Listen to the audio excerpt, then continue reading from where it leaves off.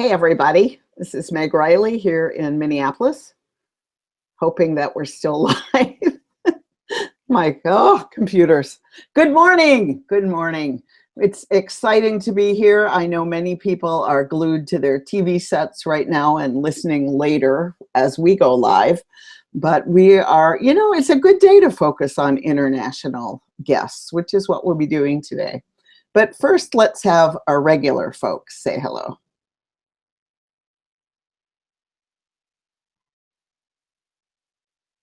We can't hear you, Hank, so I'm going to jump in. It's Aisha in Seattle, and I hope you can hear me.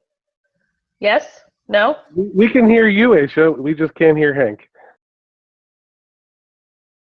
So that's me in Seattle. Go ahead, Michael. Where are you? Hi, everyone. This is Michael Tino joining you from Peekskill, New York. And I can hear Hank. It's just, I'm in the next state over, so. Well, that's good. And somewhere in there, in that machine, there's Hank. Trying to talk, a rare thing that he's unable to do that.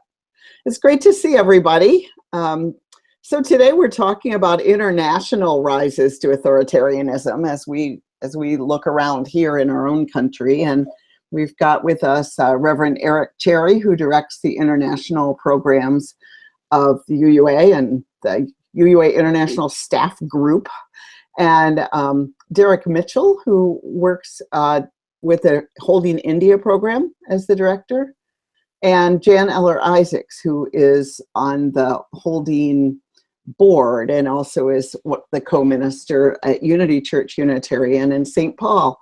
Hey, Joanna, looks like you came in from traffic. Are you here? I am here. Yes, truly. Actually caught in traffic, not trapped in the Comey hearings.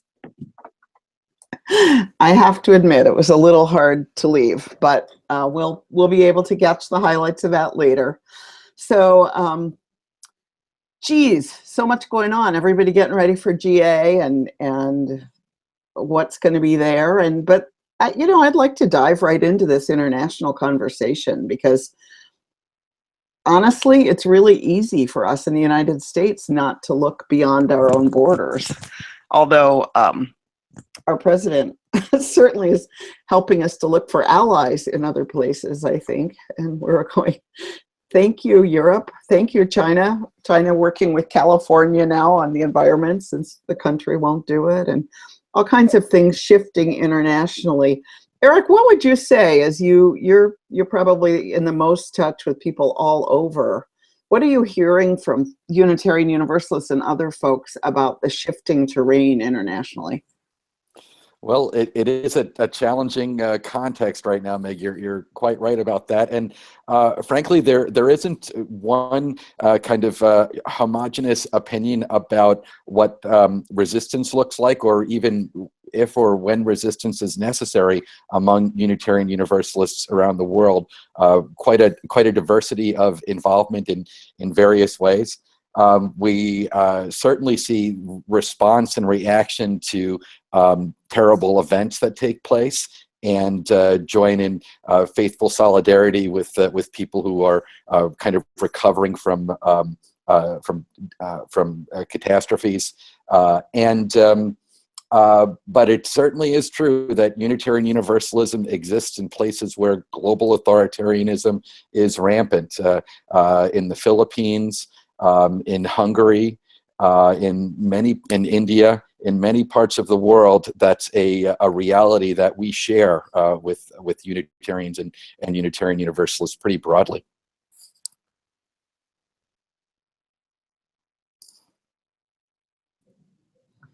So we have some of our partners who have been at this for decades.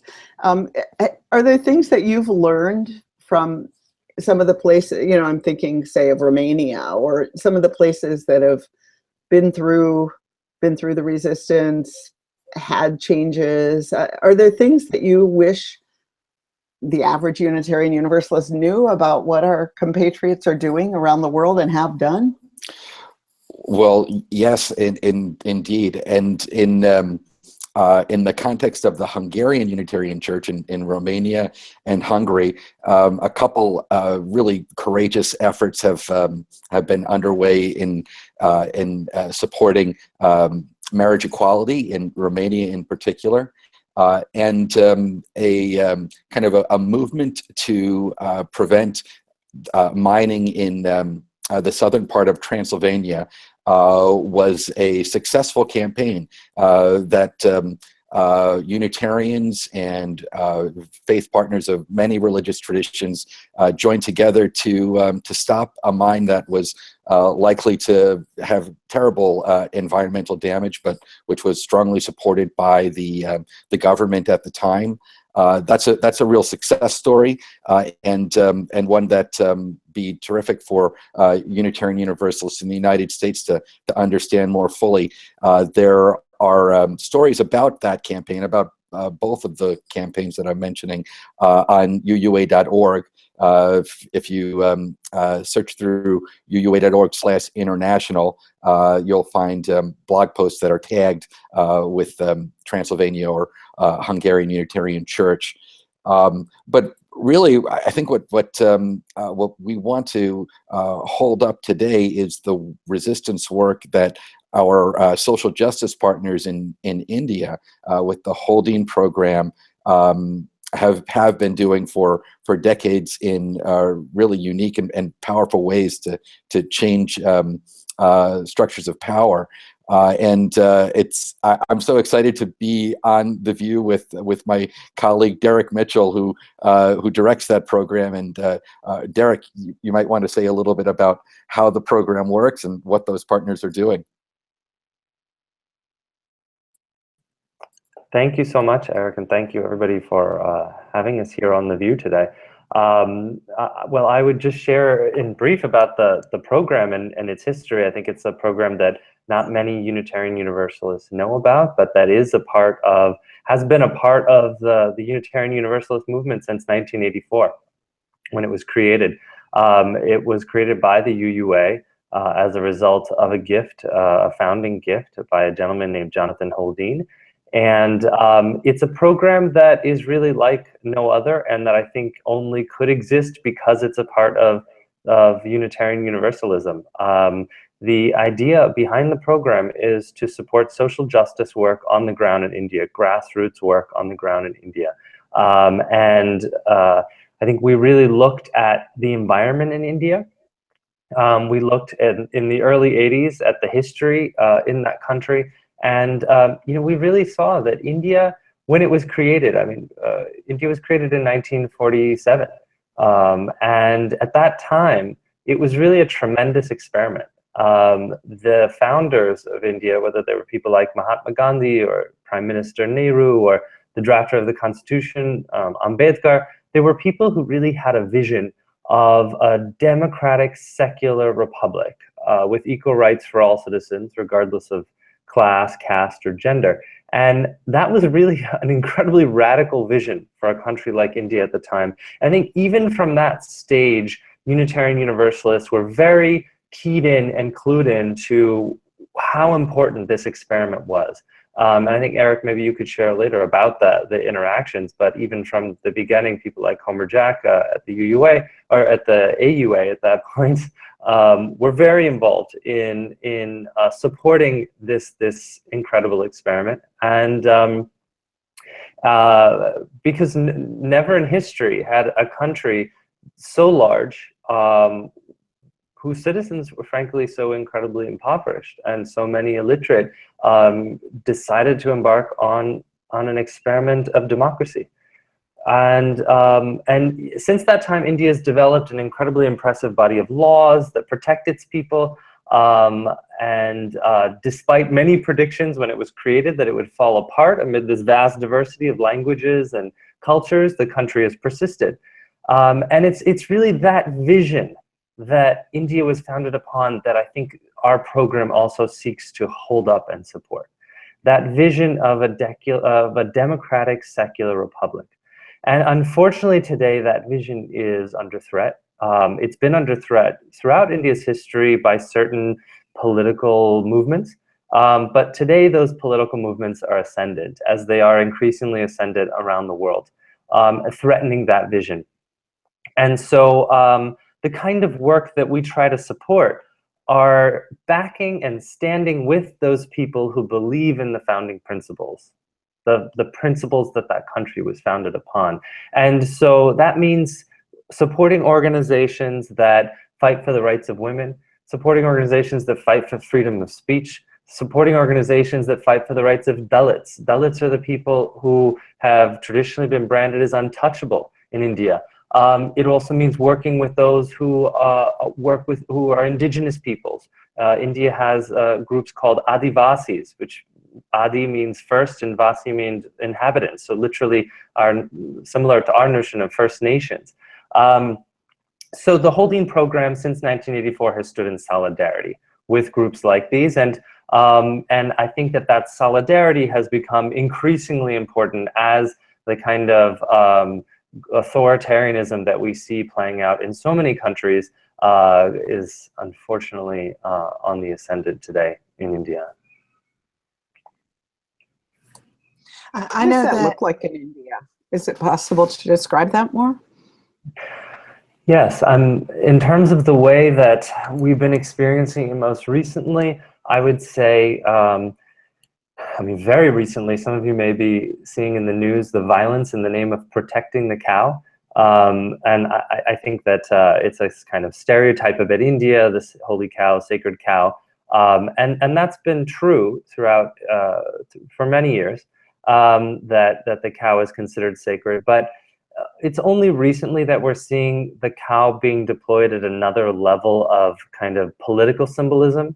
It was certainly there in the 19th century, in the 20th century. It was a cause for riots. But I think that in the efforts to move towards secularism and to strengthen secularism in the last 60 years, 65 years, 70 years, there has been efforts to try to reduce the kind of fractiousness that some of these symbols can create. And unfortunately, under the current regime in India, under the current government there, and especially since a major political victory that they had at the state level recently, the efforts to outlaw cow slaughter, to bring life sentences, for instance, for cow slaughter, laws that do this, I think that's created a new level of tension. So you now have vigilantism, unfortunately, around India, where vigilantes are roaming and picking up people who they say are somehow involved in cow slaughter. And the people who generally are involved in processing cows or livestock's bodies after they die are Muslims and those from what are considered the untouchable castes, historically considered. So as a result, those who are most affected by this kind of vigilantism would be Muslims and Dalits. And so it's in so many ways it's a political, religious effort to marginalize certain people who already have faced such a severe history of marginalization in Indian culture. So I would say that's one example among many. I mean, we see lynchings happening as a result of this kind of vigilantism, where the police just stand by, and I mean, very, very similar histories to what we've seen in our own country. And so I think those are some of the more recent phenomena, but you see it also in who you're allowed to walk down the street holding hands with. You know, I think that there are these roaming squads now, similar to what you hear about in Saudi Arabia, the kind of moral police type. But this is sanctioned by the state in some states of India. These kind of what are called Romeo squads to go after young couples, and it's essentially the idea is they don't want Hindu and Muslim young people to be dating each other. Is it true in other countries, the way it is in the United States, that cities tend to be more progressive people and the country is, you know, the suburbs and I mean, if you look at the maps here, it's just people in cities have more content, kinds of people, and get more comfortable and begin to believe that it's a good thing. Is that played out? I mean, when you describe that, is that all over India? Is that in remote places? I think it breaks down in India more by region. So there's incredible regional diversity in India. based on culture, and there's political diversity as a result of the regional diversity. And so a lot of the things that I'm describing are in particular parts of the country. I don't think in some cases you can divide that between rural and urban, though. I think in many cases the kind of dynamics around caste, they're different in an urban setting versus a rural setting, but it's not as if they don't exist. And so I think that that it's more in India the difference between regions and a number of these issues, and whether they're predominant or not predominant are part of the conversation. The right-wing movements that I'm describing have always been urban in their base, and then radiated out from the cities into the rural areas.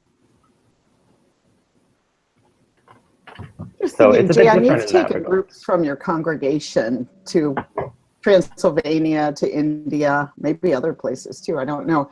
But what do you think that they from observing? Because, you know, when Derek's talking about cows, that is just so culturally different. Here are people, you know, the right wing, this is such a stereotype, but you know, the bumper stickers are all about like, yeah, kill the cows, you know, so differences, and I wonder what it brings into your congregation to take people on those pilgrimages. Well, am I being heard? Okay. There's so much I could say. I want to say that in the United States, the original wound is racism and othering. And what you find when you go to India is so many parallels. And to talk to somebody who's been touched by one of our organizers and say, I grew up believing that I was beneath the cow, that I actually wasn't a human being. And in this instance, the man is named Vivek. Vivek taught me that I was a human being. And so that when I interact with these organizers, what I see is that they are trying to instill dignity and worth, and that sense of dignity and worth, which, not to say that we aren't different, but there are core principles that play out, and watching that is so inspiring. And to feel that oppressions are linked internationally. And so to go to India and to feel so connected to some of the people struggling for their rights, for recognition of their own humanity, and to live with that original wound in the United States,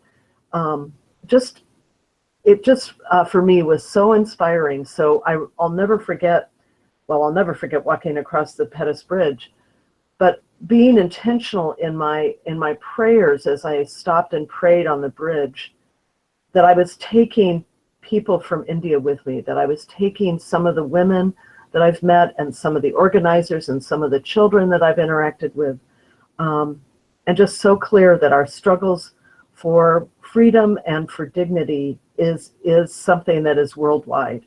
And so being involved in this project didn't feel like a stretch for me.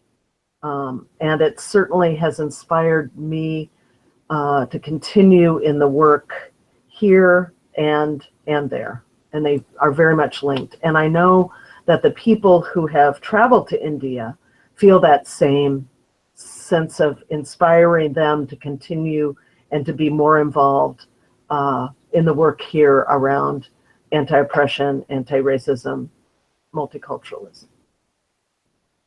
So I totally appreciate, I have mixed feelings about all the partner church stuff especially in developing countries. I'm Egyptian, I was born in Egypt, so we were colonized by both England and France. So I have mixed feelings because I totally love that I hear partnership, and I just want to hear the three of your thoughts about how you reconcile. You're still going in white, and you're still white people who are going into countries that are not predominantly white and have a history of being colonized. And so I'm just curious how you reconcile that personally, and how you intentionally understand the power dynamics, that no matter how, on your end, you're seeing yourself as a partner, that it's still going to be an imbalance. So I'm curious your thoughts on that. Thanks, Aisha. This is Eric, and this is a question that's in front of all of us and people involved in international partnership work in the movement pretty regularly. And there really aren't any complete answers. What we bring is first of all an intention to be talking about the imbalances, the need for mutuality, for shared goals, for learning from each other, for sharing wisdom in all directions in partnerships, and then looking at the results. What has been effective? What has made a difference? Where has the partnership been of benefit in all cases, and not simply upholding systems of neocolonialism or oppression? That's mission work for international organizations, for the UUA, for the Partner Church Council, for the International Council of Unitarians and Universalists. It's a work in progress. We're learning as we speak today, and the open communication, the sharing difficult conversations is really a key part of that, and we're committed to that, and partners are committed to making sure that that we're accountable in that work. So you're quite right to raise that as a serious issue. I would say that amongst the partner work that happens, the work in India with the Holding program is really in the lead here in terms of understanding what it means to be a support to work that's being defined, organized, and done by leaders of organizations in India, and that our role, or the Holding India program's role, is to be of assistance and certainly not in the lead in how that work happens. So that's how it looks from where I sit, and I wonder, Derek, is that how it looks from where you sit? Yes, absolutely, Eric. I appreciate those thoughts. And I think since 1984, this has been a central question for the Holding program in how we partner. What does partnership really mean, especially considering the dynamics that you just raised, Aisha? And can you really have a partnership considering the power dynamics that are so that is so laden in this sort of context? I think for us, recognizing that it's always a work in progress is important. I think also bringing the intention and also constantly checking in with ourselves and our partners about who is in the lead and who is taking decisions. At the end of the day, I think we're very honest with ourselves that our role is not to be saviors on the ground. Not only can we not, do we not want to do it, but we really can't do it. I think in a way, because of the fact that we are a small organization, and because we're a relationship-based organization, our focus has been identifying people who share values. And I think that that aspect is really key in what partnership can really mean. That it's not just that I have a great idea, I've studied that idea, I have researched that idea thoroughly, now I'm going to go and implement that idea among people who need my idea, right? I think that's been really, to put it kind of in a very basic way, the way that development and activism internationally that emanates from the global north has generally functioned. And I think that that's exactly what we're trying to get away from, is that, in fact, we have certain values as people in our own context.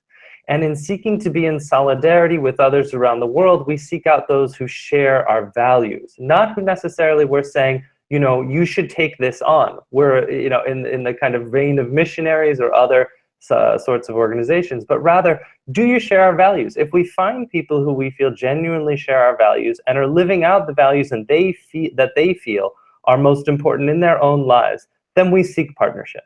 And in that long process of partnership, which in the case of Holding in some cases has been 30 years. So I think we're extremely unique in that sense as well, that some of our partnerships have lasted decades. And in a partnership that lasts decades, then there's a lot of back and forth. There's a lot of questioning of each other. There's a lot of questioning of ourselves. And I think it leads to a place where power dynamics become, I would not say they go away, but they are constantly, just as in no relationship do power dynamics go away.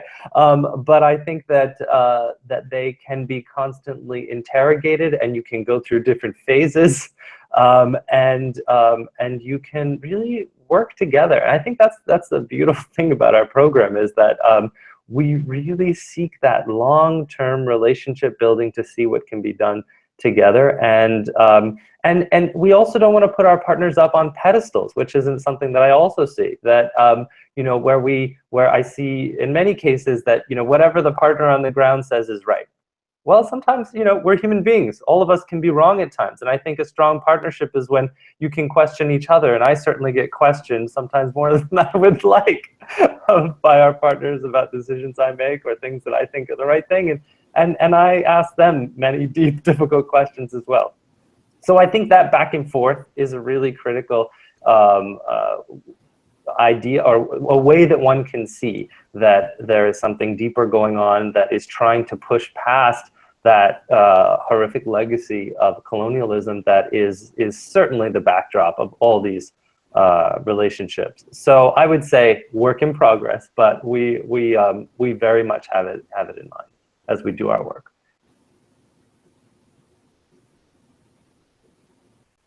I was thinking about when Eric started in the international job years ago when I was still at the UUA and we were working together. And Eric, one of your first projects was to look at all the failures that had happened in the name of UU international work. And I don't want to like, but maybe a few examples of where we've blown it would be helpful for people to understand. Sure. Well, you know, it's so interesting, May, because many of these stories are rarely told, and some of them are pretty important pieces of our history. In fact, Mark Morrison Reed pointed to a couple of them in the recent lectures in Boston. But you know, in the 19th century, both Unitarian and Universalist international work was largely patronizing, patriarchal. It was pretty standard missionary work, both in India and in Japan. Sometimes something beautiful was able to grow out of even very broken systems. For example, in our missionary work in India led to a relationship with a religious group called the Brahmo Samaj. And the Brahmos were really some of the original or 19th century social change agents in India, confronting authoritarianism in government and in religion, and doing the work that would really bring greater freedom to women and minorities in India. But the philosophy behind our international engagement there was, you know, matched up with the times, and we can evaluate it as really broken and not done very well, very patronizing. In Japan, the missionary work of the Unitarians and the Universalists, the end of the 19th century into the 20th century, really was exemplified by an assumption that that the religion of the elites, Unitarians and Universalists both, was somehow better, was the direction that all people should move toward. It can be in some ways summed up in this kind of quest for universality in religion, a religion that applied to all, and which, of course, the American Unitarians and the American Universalists had found, and other people needed to get on board with. That resulted in very little on the ground religious community in Japan that's for Unitarians or Universalists today. Again, kind of a silver lining on very flawed, imperfect work is relationships with religious groups in Japan that don't embrace that sense of universality, but care about changing people's lives. For example, our relationship with Risho Kosakai, a large lay Buddhist movement in Japan that has a vision that confronts global authoritarianism and is really focused on the peace work that religions and interreligious community can create. In more modern times, the very beginnings of the partner church movement were really well intentioned, and at the same time were based upon an American opportunity to be the savior idea. In fact, when American UU congregations were called to be involved in Transylvania, it was the campaign was Save Transylvanian Unitarianism, and it is absolutely true that Unitarianism in Transylvania was in a very difficult situation at that time. Global partnership was needed, and it made a very important difference. But the philosophy behind it could have been different, and the philosophy undergirding partner church work in that part of the world today is learning and shifting through those experiences in really healthy ways. And so I appreciate that a whole lot. As Derek said, we continue to learn and shift the ways that we're involved with partners accordingly.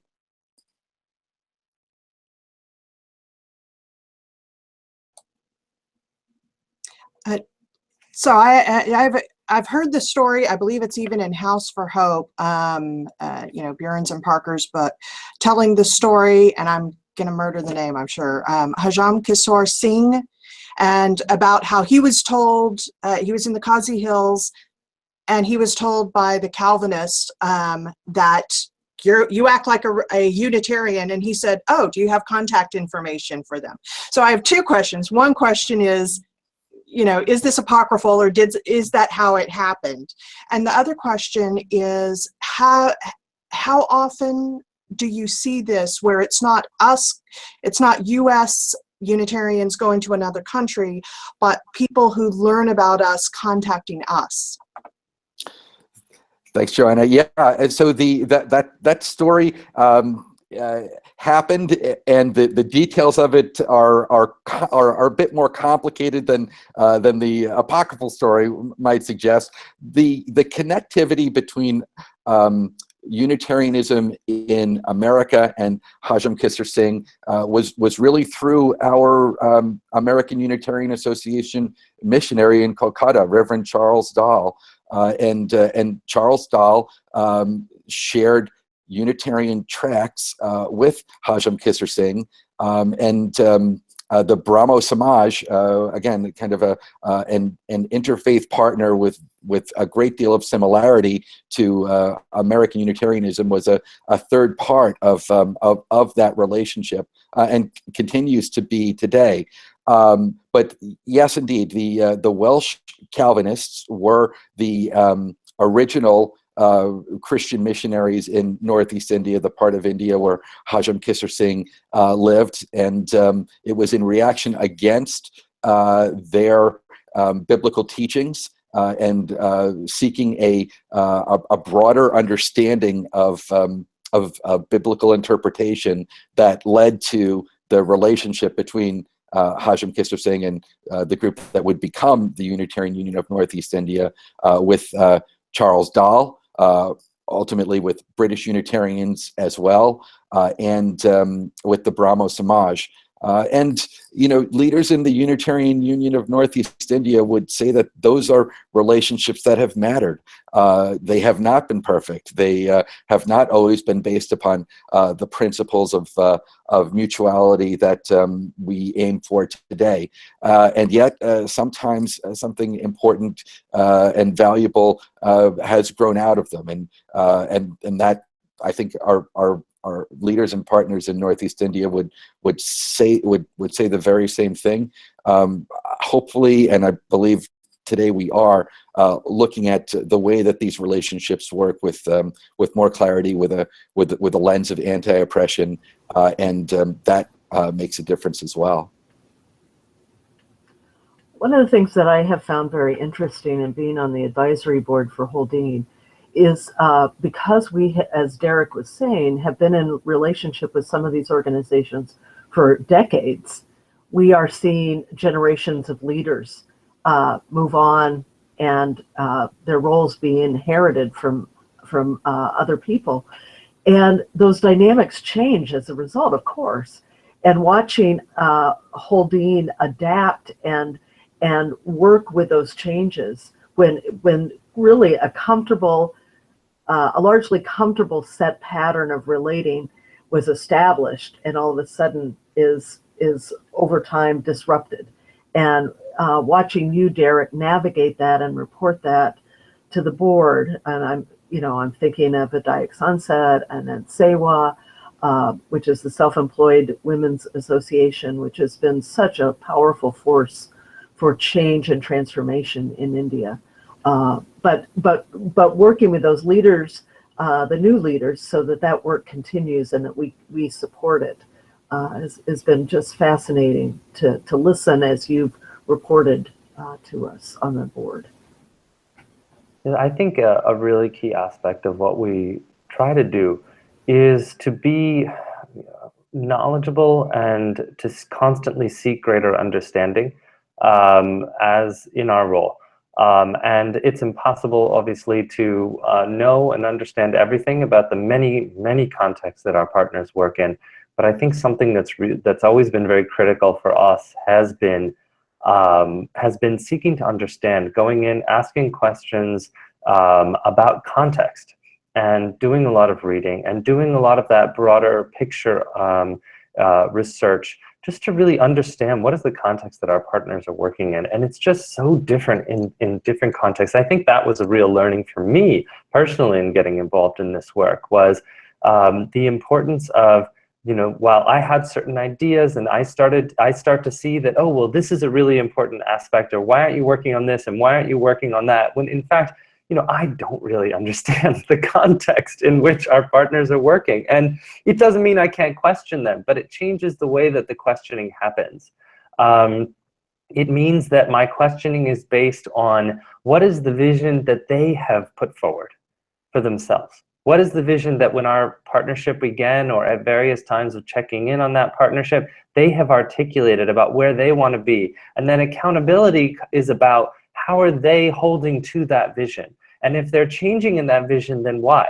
And asking those kinds of questions, as opposed to, why are you organizing this way and not that way? Why are you doing this and not this?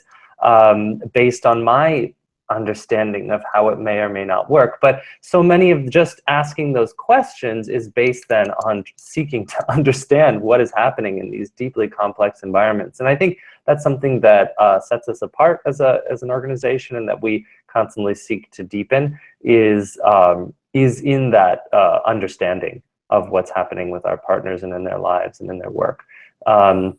But it's a challenging process. It's a really challenging process because of how fluid social change is, and political environments and social environments and cultural contexts. So I think we try to keep our humility about that as we do this work. I was, the Holding India program was part of my purview back when I was at the UA, and so I would go to the board meetings, and it was so humbling because I had no, and it was a mix of people from India, from the US, but everybody but me knew a whole lot about India. And it was actually really refreshing to not have to pretend I knew anything, but it was so complicated. And at that point, it was the director before Derek, Kathy Sridhar, and And it was kind of, there would be like almost brawls about, I mean, people would really fight. They were really different for UU meetings. I loved them because people really would argue, and, you know, they'd go deep into the night with a lot of wine, and people really would have different understandings, and did a ton. But I would say at the end of it, I don't know anything about it. You know, like I know that I really met organizers who I admire so much, and who, whenever I feel like something's impossible, I think of them and think, oh, get off it, kiddo. You know, I mean, the things that they were doing in such impossible situations. But it's really with funders, you know, like, I mean, the groups that fund the CLF, I love them, you know, and I personally love the staff. And there's always this power thing of, and like, we need the money, you know, and so it's just, it's never going to be smooth or easy, or never, you know, that is the nature of grants and of first world, third world, and so many of the pieces of the power are just so unbalanced. And I know when I would go to meetings, the International Council of Youth was just constantly a topic of what money is in the US versus what money is for a lot of our partners. And I think that the UU culture of scarcity, a lot of it, because a lot of our folks, oh, my audio, shoot. Anyway, I just think money is so key. And Eric, I don't know if you could Not hear sure it. what Meg is saying, but Eric, I think it's about money. Can you talk about how money affects this work that y'all do? Absolutely, and yeah, Meg, that's really right on target. It's so tempting for Americans, for American Unitarian Universalists, when they see a complex issue overseas, to think that it's their job to solve it, and usually to solve it by sending money over. That goes against really every principle of partnership that we try to embody as a movement. But the temptation is very, very strong. When the UUA International Office and the International Council of Unitarians and Universalists and the UU Partner Church Council, that's a coalition we refer to as the Joint Working Group, when we're talking with people who are considering moving in that unhealthy direction, we tell them to stop. Our principles are that sharing financial resources is something that can happen after relationship has been developed. It's something that makes developing healthy mutual relationships difficult, and something to consider later. And there are a variety of ways in which that's playing itself out even right now. Reverend Jorge Espinel, for example, is a member of Meg's team at the CLF, leading the Latino ministry, and the ICUU and the UUA International Office are partners with Jorge in his work from Colombia. And he is regularly in contact with very new and emerging Unitarian groups, Unitarian Universalist groups in places like Cuba, which, you know, good-hearted people in the United States would really like to rush to be, you know, a financial assistance too. But Jorge understands that there's some on-the-ground work that Unitarians in Cuba need the space to be able to do before that kind of international partnership will be helpful. And it will be when relationship is in place, when principles of mutuality have been established. And we look forward to that point. But having leadership from Jorge in regard to relations with Unitarians in Cuba and in other parts of the world has been very important. We really appreciate the work that he's doing tremendously. Is that the money point question, Meg, or did I miss a piece of it? sounded good. So, Derek, we have here in the U.S., obviously, and within Unitarian Universalism in the U.S., we have some social change struggles. Are there things that we can learn from our partners? I think there's a lot we can learn from each other, and that's something that that has been really critical for us in partnership, and in some of the ways that the Holding program has tried to facilitate sharing. I think that really central for us in terms of the work that the kinds of groups that we partner with. Just in terms of the groups that have approached us and where we've seen the most mutuality around vision has been with groups on the ground in India that are very grassroots, that are very, very local in their work and that keep a very local focus. Also organizations that organize. I think that that principle has carried through for us since 1984. That idea that what the power that the poor have is very often their strength in numbers, and that when they come together in greater numbers, that they can very often effect change that would be impossible individually. And so many of the organizations that we work with are groups that form associations, membership-based associations of some kind or another that are over time strive to be democratically run, that are systems of authority and of leadership emerging from the community itself. And so when we seek out partnership, that's one of the principles that we really seek to find in an organization. Now, the issue that you could apply that strategy to, the issues are multiple, and we, I would say, look first at the approach and the strategy, and second at the issue, because the issue to us is really going to depend on that community and its very unique needs. But what we would really look at is, do you organize? And I think it's something that applies so strongly here as well. You know, this idea that, are you coming together into some kind of body that can leverage its strength and numbers towards change? And then the many questions that gives rise to, and issues, you know, that what strategies and actions do you come together to take? You know, do you strike? Do you commit civil disobedience together? Do you rally? Do you march? I mean, there are many different things that you can do, but it's first one needs to have those numbers together. And I think that's where leadership comes in. And so we really look at leadership, and we invest a lot in leadership development in civil society. And I think that we have really powerful examples of that in the UU movement as well. And it's been formalized through the College of Social Justice in more recent days. The kinds of, you know, leadership development courses, I think there's a lot of similarity in the work in India and in the work here in the United States around that kind of leadership, both around strategy and issue. So, I mean, there are so many stories I can tell of how that translates on the ground in India.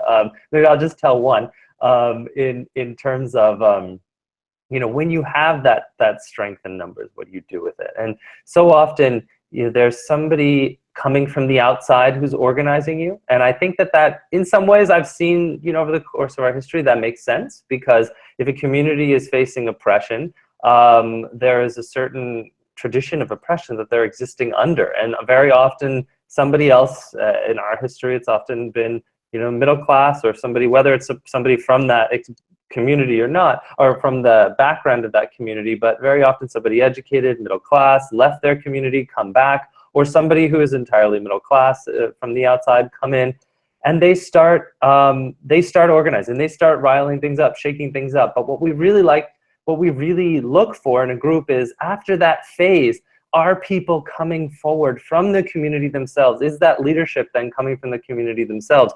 An amazing example of this is in Madhya Pradesh, central India. There's a group we work with of Dalits, so people who were once branded as untouchable in the caste structure. And you know, the amazing thing is, this group protests against this incredibly degrading activity that women are forced into, of cleaning human waste by hand, essentially, in baskets, carrying it on their heads. They're forced to do this as a result of their caste. Women invariably are those who are forced to do it. And what this organization did was it started working with women in particular communities who do this work, and challenging them, discussing with them, spending time in their homes, telling them that they don't have to do this. And over time, there was a critical mass of women who left the occupation, who would go and literally burn the baskets they were forced to carry this human waste in the town square, so that everybody who was forcing them to do this could see that they weren't going to do it anymore.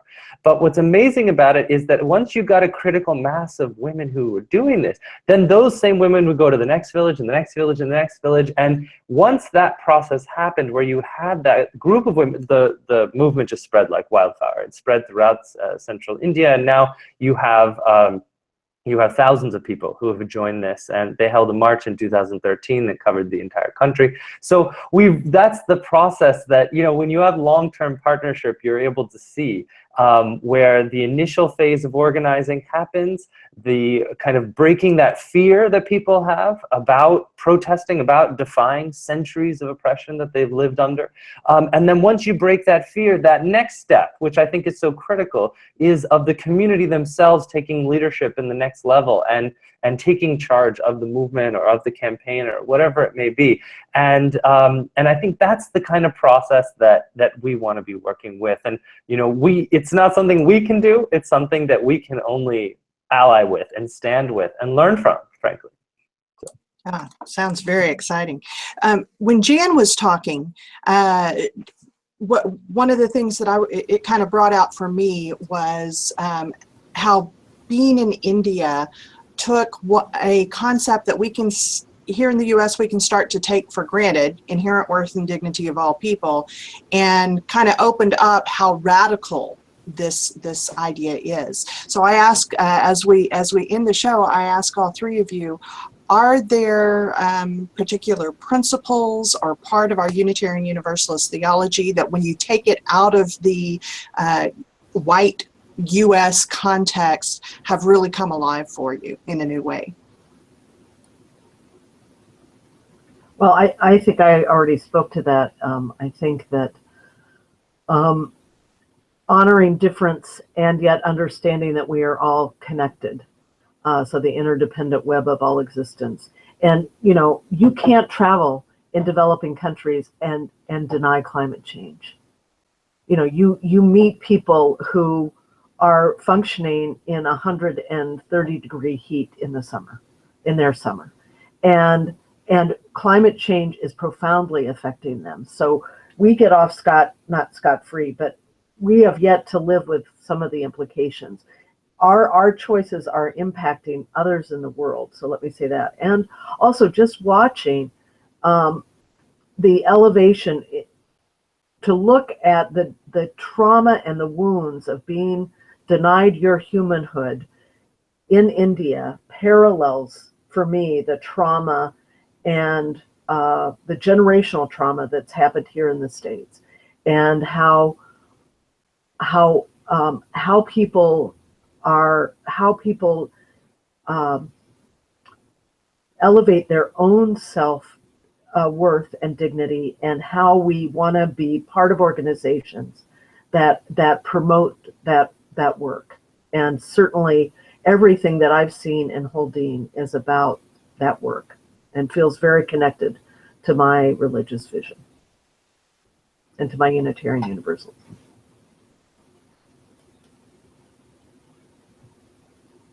What about you, Eric? Oh, we may have lost Derek then. Yeah.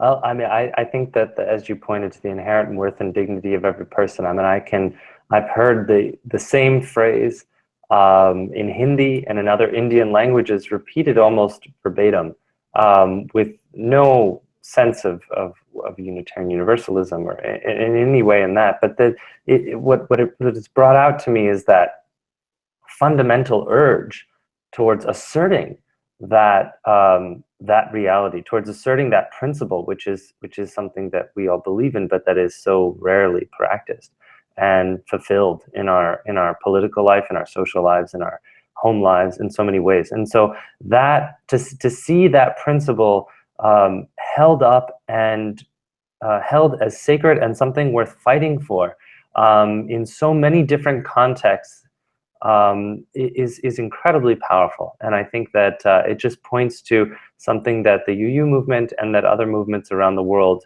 are channeling and are deeply tapped into. And so I think that the solidarity that comes out of people who hold that principle as sacred coming together is extremely profound. And it's a deep privilege for me to be able to serve building that solidarity.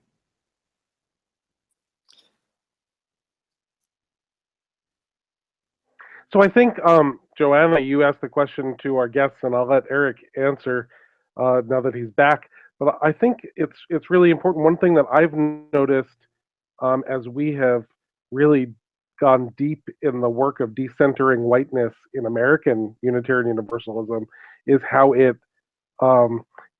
makes us experience our principles and theology in new ways. You know, when we think about what does the use of the democratic process mean, it might be glaringly obvious when we go into a country that has a more authoritarian regime than the one that we have here. But what does the democratic process look like in Unitarian Universalist congregations in the United States is also, you know, we're seeing that differently when we think about white supremacy culture and eliminating that or confronting it. So Eric, now that I see you're back, because your head is moving on the screen, why don't you have the last word on this? Well, I appreciate those comments, Michael, and I'd like to witness to the gift that Unitarian and Unitarian Universalism that exists in other parts of the world that aren't centered in whiteness gives to American Unitarian Universalism. That is a proof of how the deep principles, the deep theological and religious principles that we share don't have to be centered in whiteness, and hopefully that provides inspiration and power to those of us who are doing that work of decentering. And also just want to lift up that there's a special opportunity coming up in 2018 related to resisting global authoritarianism. The 450th anniversary of the Edict of Tolerance at the Diet of Forde, the beginning of the Unitarian Church in Transylvania and of Unitarianism as an institution worldwide, was a resistance movement to global authoritarianism locally, and provides inspiration in that work today. We'll be inviting congregations to engage, reflect, and act in relation to that anniversary throughout 2018. And the campaign is called Forde 450, and launching some resources at General Assembly on that. And Eric, will I see you again at the Parliament of World Religions in 2018? Gosh, I hope so, Joanna. That was great to see that invitation from the Parliament go out a couple of weeks ago.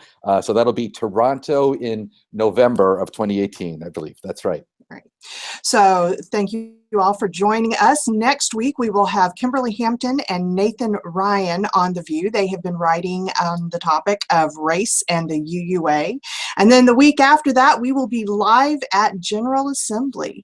Any last thoughts from anyone? Just, you know, as we all know what's going on in our own country today, and of course there's a big vote going on in Britain, you know, and as much as people talk about wanting, you know, America first, is, you know, it's a sense of that, you know, we can't go back. The internet and the speed of our connections and the depth of our connections around the world are happening so quickly, regardless of what some politicians would like us to think and try to go backwards. You can't. And I think I'm so glad to see Eric and Derek and congregations like Jan out there making those connections for us so that we can step into them as well. Thank you all. Very rich conversation. Thank you. Thank you. Thank you, everybody, for having us here. It's a great opportunity. Great to be with you all. Thank you. Yeah. Thank you. Thank you very much for being here and not, trying to slip out and watch apparently the Super Bowl game of politics that is on this morning. And thank you all to our viewers for joining us today. See you next week.